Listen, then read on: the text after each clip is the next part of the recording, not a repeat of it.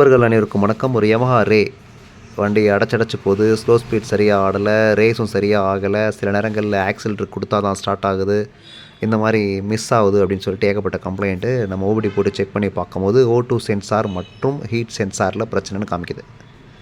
So நம்ம O2 சென்சாரை check பண்ண நம்ம தெரியும் இப்போது. அதாவது ஸ்டார்ட் செய்வதற்கு முன், ஸ்டார்ட் செய்வதற்கு பின் அப்படின்னு சொல்லிட்டு நம்ம என்ன பண்ணோம், அதை செக் பண்ணி பார்க்கும்போது O2 சென்சாரில் துடிப்பு காமிக்குது.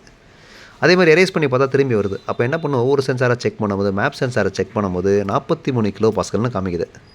அது நம்ம சாவி போட்டோன்னே மேப் சென்சாரானது ஒரு 99 முதல் 101 கிலோ பாஸ்கல் குறைஞ்சது இருக்கணும். இந்த மாதிரி இல்லாமல் இருந்ததுனால வேறு ஒரு சென்சாரை மட்டும் அந்த சும்மா ப்ளக்கை மட்டும் கழட்டி சொருவி பார்த்தோம். உடனடியாக என்ன ஆச்சுன்னா, மேப் சென்சாரோட வேல்யூ 100 காமிக்க ஆரம்பிச்சிச்சு.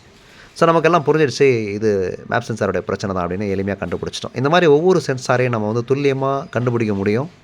கொஞ்சம் நேரம் ஒதுக்கி நம்ம என்ன பண்ணலாம், எல்லா சென்சாரும் நல்லா இருக்கா இல்லையா, வேலை செய்தா இல்லையா அப்படின்ற இடத்துக்கு ரொம்ப சீக்கிரம் வந்துடலாம். எனவே தேவையில்லாமல் மாற்றி பார்க்குறது, அதுவும் பார்த்திங்கன்னா மிகப்பெரிய ஒரு கால நேரத்தை வீணடிக்கும். எனவே ஒவ்வொரு சென்சாரையும் ரொம்ப எளிமையாக செக் பண்ண முடியும். அந்த வகையில் அந்த லைவாக ஒரு ஃபால்ட்டு கிடச்சிது. இதை பாருங்கள், 43 தான் காமிக்குது சாவி போட்டோன்னே. மேப் சென்சாரோட வேல்யூ 43 தான் காமிக்குது. இது மேப் சென்சார் கம்ப்ளைண்ட்டாகவே காமிக்கலை, ஏன்னா வேலை செய்யுது.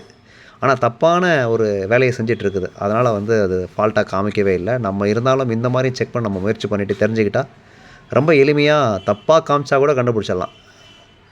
நீ தப்பாக காமிக்கிறப்பா அப்படின்னு சொல்லி கண்டுபிடிச்சி அதை மாற்றக்கூடிய அளவுக்கு ஈஸியாக போயிடலாம்.